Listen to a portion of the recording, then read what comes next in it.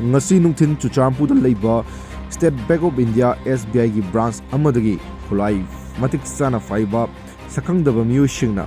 lut tawduna sen kaya lokre thogdok asing asi nungthin pung ani rom taba matamda Chuchampur district ki ke salbungda leiba SBI branch ta thokibani hai RI News na fangba paw amagi matung ina sakangdaba khulai faiba